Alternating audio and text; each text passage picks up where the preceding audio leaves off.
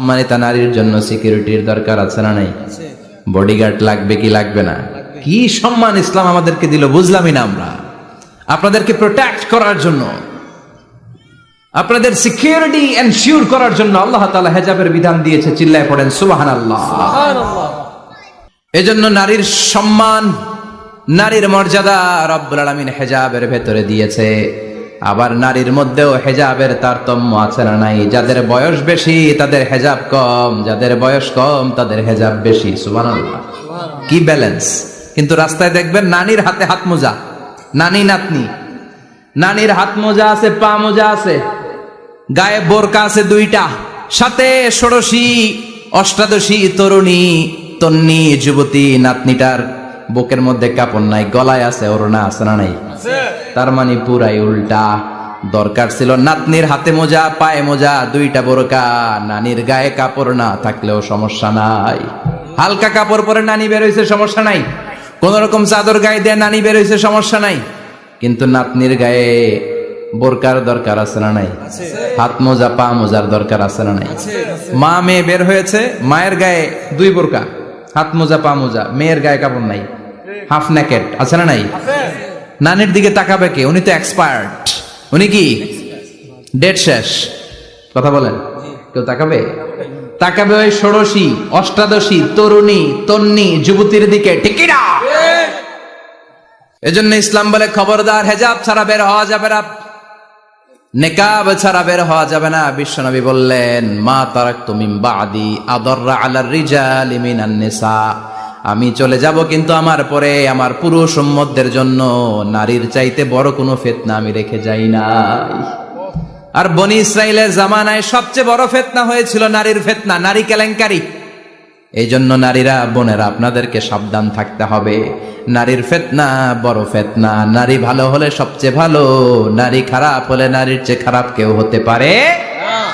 এজন্য নারীদের জন্য আল্লাহ কিছু মডেল দিলেন, নারীদের জন্য আল্লাহ কিছু আদর্শ পাঠালেন, নারীদের জন্য আল্লাহ শিক্ষণীয় মহীয়সী কিছু নারীর জীবনে দিলেন। বললেন, এই জীবনীগুলো পড়ো, তোমাদের জীবনটারে উজালা করে দিবে কে? আল্লাহ বললেন, দরাবাল্লাহু মাসালাল লিল্লাযীনা আমানু ইমরাতা ফিরআউন। গোটা বিশ্বের সব নারীদের জন্য রব্বুল আলামিন কুখ্যাত সন্ত্রাসী ফেরাউনের বউকে মডেল বানিয়ে দিয়েছে। সুবহানাল্লাহ পড়েন। সুবহানাল্লাহ। কাফেরের বউ মুমিন নারীদের মডেল, আবার নবীর বউ কাফের নারীদের মডেল, আছে না নাই? নূহ আলাইহিস সালাম আল্লাহর সব চাইতে প্রিয় নবী, প্রিয়দের একজন, কিন্তু তার বউ কাফেরদের মডেল। আর কুখ্যাত সন্ত্রাসী ফেরাউন, তার বউ আসিয়া মুমিন নারীদের মডেল। আল্লাহু আকবার। 6 জন নারীর জীবনীর কথা আমি রেকমেন্ড করি, সাজেস্ট করি যে 6 জন নারীর জীবনী মুখস্থ, ঠোঁটস্থ, অন্তস্থ থাকতে হবে প্রতিটা নারীর জন্য। আশা করি মায়েরা, বোনেরা শুনছেন, আশা করি আপনারা কান লাগিয়ে শুনছেন, অনুধাবন করার চেষ্টা করছেন। আপনাদের জন্য 6 জন নারীর জীবনী পড়া অবধারিত। সংক্ষেপে বলবো, কয়জন? 6 জন। গুনেন। 1 নম্বরে হচ্ছে হাজার, উম্মে ইসমাইল, সাইয়েদনা ইব্রাহিমের বউ, সাইয়েদনা ইসমাইল আলাইহিস সালামের আম্মা, নাম হলো হাজার। আমরা বলি বিবি হাজেরা। আমরা কি করি? হাজেরা আছে না? এই প্যান্ডেলেও হাজেরা নামে 2-1 বোন থাকতে পারে। আসলে নামটা হচ্ছে হাজার। নামটা কি? হাজার। এই হাজার হচ্ছে আপনাদের 1 নাম্বার মডেল। 2 নাম্বার, কুখ্যাত সন্ত্রাসী ফেরাউনের বউ আসিয়া আপনাদের 2 নাম্বার মডেল। 3 নম্বরে ঈসা আলাইহিস সালামের আম্মা মারিয়াম আলাইহিস সালাম আপনাদের মডেল। বিশ্বনবীর প্রথম বউ খাদিজা আপনাদের মডেল। বিশ্বনবীর একমাত্র কুমারী বউ মা আয়েশা আপনাদের মডেল। আর বিশ্বনবীর কলিজার টুকরা সাইয়্যিদাতুনা ফাতিমা আপনাদের জন্য মডেল। সুবহানাল্লাহ পড়ে। কয়জন? 6 জন। জোরে বলেন। 6 জন। প্রথমে কার নাম বলেছি? হাজার। দ্বিতীয় আসিয়া। 3 নাম্বার মারিয়াম। 4 নাম্বার খাদিজা। 5 নম্বরে আয়েশা। 6 নম্বরে ফাতিমা। সুবহানাল্লাহ পড়ে। বিশ্বনবী বলেছেন, কামুলা মিনার রিজালে কাসির, পুরুষদের মধ্যে কামেল পুরুষের অভাব নাই। ওয়ালাম ইয়াকমুল মিনান নিসা ইল্লা 4, নারীদের মধ্যে কামেল নারী হচ্ছে 4 জন। কয়জন? 4 জন। এরপরে আবার বাড়ালেন আয়েশার কথা, আবার বাড়ালেন ফাতেমার কথা, মোট হয়ে গেল 6 জন। সুবহানাল্লাহ পড়েন। মোট কয়জন? 6 জন। আসুন এই 6 জনের জীবনী থেকে একটা একটা করে শিক্ষা আমরা মনে রাখার চেষ্টা করি, তাহলে জীবন উজালা হয়ে যাবে। হাজার আলাইহিস সালাম, ওনার জীবনী থেকে শিক্ষা হচ্ছে তাওয়াক্কুল আলাল্লাহ, বিপদে আপদে সবসময় ভরসা কার উপর? আমাইয়া তাওয়াক্কাল আলাল্লাহি ফাহুয়া হাসবু, যে ব্যক্তি আল্লাহর উপর ভালো করে তাওয়াক্কুল করে একমাত্র আল্লাহই তার জন্য যথেষ্ট হয়ে যায়। সুবহানাল্লাহ, সুবহানাল্লাহ পড়ছেন? পড়েন সুবহানাল্লাহ।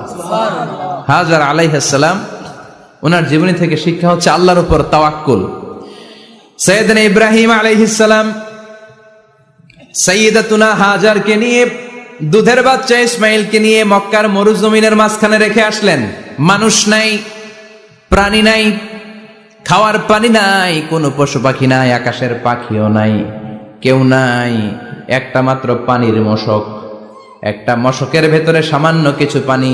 দুধের বাচ্চা ইসমাইলকে নিয়ে সাইয়্যিদাতুনা হাজার দাঁড়িয়ে রইলেন। কোনো কথা না বলে বিবি আর বাচ্চাকে রেখে চলে যাচ্ছেন। চোখের পানি ছেড়ে সাইয়্যিদাতুনা হাজার ডেকে বললেন, ইব্রাহিম একটু দাঁড়াও। কথা নাই, বার্তা নাই, কিছুই বললা না। কি আমার অপরাধ? কেন এই ধুধুমরু প্রান্তরে আমাকে দুধের বাচ্চাটারে রেখে গেলা?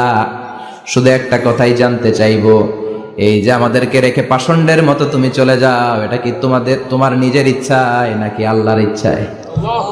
সাইয়েদনা ইব্রাহিম কোনো কথা না বলে শুধু প্রশ্নের উত্তর দিলেন, বললেন আল্লাহর ইচ্ছায়। কার ইচ্ছায়? নবীরা নিজের ইচ্ছায় কিছু করে না, যেটাই করে করে কার ইচ্ছায়? সাইয়্যিদাতুনা হাজার বললেন, ইযান লা ইউদাইয়ুনাল্লাহ, তোমার ইচ্ছায় যদি আমাদেরকে রেখে না যাও, আল্লাহর ইচ্ছায় যদি রেখে যাও, তাহলে আমার ভরসা আছে আল্লাহ আমাদেরকে নষ্ট হতে দিবে না, আল্লাহ আমাদেরকে কোনো কষ্ট দিবে না, আমার আল্লাহই আমার জন্য যথেষ্ট। সুবহানাল্লাহ। আপনারে মায়েরা যারা আছেন, আপনাকে আর আপনার দুই সন্তানকে নিয়ে আপনার স্বামী সিলেটের হাকালুকি হাওরের মাঝখান দিয়ে রেখে আসছে। কি করবেন? পিছনে পিছনে দৌড়াবেন, গালাগালি শুরু করবেন। যদি বলে আল্লাহর ইচ্ছায় তোমারে রেখে গেলাম, জীবনেও মানতে চাবেন না, বলবেন তোরেও বাদ দিলাম, তোর আল্লাহরেও বাদ দিলাম। আছে না নাই? কিন্তু সাইয়্যিদাতুনা হাজার কেমন নারী ছিলেন, একটা টু শব্দ করেন নাই। শুনতেছেন? কেন ইমাজিন, কল্পনা করতে পারেন? ধুধুমরু প্রান্তর, খাওয়ার কিছু নাই, পান করার কিছু নাই, কথা বলার মতো একটা মানুষ নাই, রৌদ্রের তাপ মরুভূমির বালুর উপরে এমন ভাবে পড়ে। সৌদি আরবের মরুভূমি যারা দেখেছেন, প্রচন্ড বালুর মধ্যে চাল রেখে দিলে চালগুলো মুড়ি হয়ে যায়। ওই প্রচন্ড মরুভূমির মধ্যে দাঁড়িয়ে বললেন, যদি আল্লাহর ইচ্ছা হয়, আমার আল্লাহ আমার জন্য যথেষ্ট। ঠিকই আল্লাহ যথেষ্ট হয়েছেন। এই মহিলাকে দিয়ে মক্কা আবাদ হয়েছে। মক্কায় কোনো মানুষ থাকতো না, এখন মক্কায় গেলে জায়গা পাওয়া যায় না। 25 লক্ষ লোক আমরা হজ করেছি, প্রতিদিন 3 লক্ষ 4 লক্ষ মসজিদুল হারাম একসাথে জামাত। জুমার নামাজের দিন 5 লক্ষ 7 লক্ষ 10 লক্ষ হয়ে যায়। এতগুলো মানুষ আগে ছিল না। সব হলো সাইয়্যিদাতুনা হাজারের ইমানের ফসল। সুবহানাল্লাহ। এই নারী এখানে থাকলেন আল্লাহর উপর ভরসা করে, ইমানের পরীক্ষা দিতে লাগলেন। একদিনের ব্যবধানে খাওয়ার পানির মশকের পানি শেষ। ইসমাইল আলাইহিস সালামের পায়ের ধাক্কায় জমজমের পানি এলো। জুরহুম নামক একটা গোত্র যাচ্ছিল, তারা এসে ওনার হাতে মুরিদ হলো। সুবহানাল্লাহ। তারা এসে বলল, আমাদেরকে শুধু জমজমের পানি খেতে দেন, আপনি যা বলবেন সব আমরা মেনে নিলাম। শুরু হলো মক্কার আবাদ। হাজার হাজার মানুষ বাড়তে শুরু করলো, মক্কা শহরের এক্সপানশন হলো। গোটা বিশ্ব থেকে লক্ষ লক্ষ মানুষ এখন মক্কার দিকে ছুটে চিল্লায় বলেন, ঠিক কিনা? এজন্য আমার মায়েরা অনেক লম্বা জীবনী। তার একটা ঘটনাই বললাম, সাইয়্যিদাতুনা হাজার, ওনার জীবনী থেকে আমার মায়েদের বোনেদের জন্য শিক্ষা, তাওয়াক্কুল আলাল্লাহ।